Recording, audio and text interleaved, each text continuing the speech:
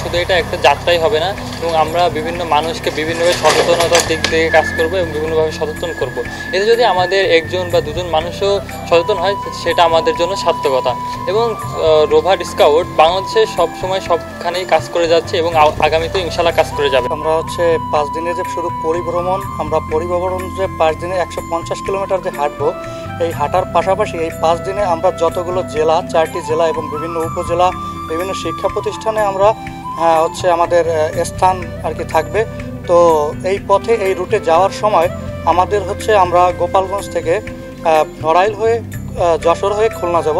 তো এই যাওয়ার পথে আমাদের কাজ হবে এই পরিভ্রমণ ব্যাচ অর্জন করার পাশাপাশি আমাদের যে এলাকাগুলো বাঁধবে বা বাজারগুলো আমাদের কাছে বাঁধবে বা স্থানীয় যে জনগণ থাকবে তাদের কাছে আমরা কিছু বার্তা পৌঁছে দেওয়ারও আমাদের একটা লক্ষ্য আছে। আমরা রোভার স্কাউটে প্রেসিডেন্ট রোভার স্কাউট অ্যাওয়ার্ড অর্জনের লক্ষ্যে পরিভ্রমণ ব্যাচ অর্জন করার জন্য দেশগুলো পায়ে হেঁটে পরিভ্রমণ করব। এক্ষেত্রে আমরা গোপালগঞ্জ সদর উপজেলার সামনে থেকে কাশিয়ানী হয়ে নড়াল যশোর দিয়ে খুলনায় যেয়ে আমাদের পরিভ্রমণ শেষ করব।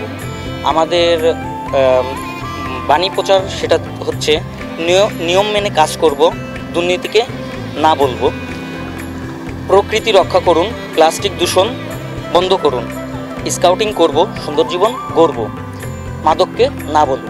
হিরন আরও মিনারেল ওয়াটার মাত্র 50 পয়সায় প্রতি লিটার।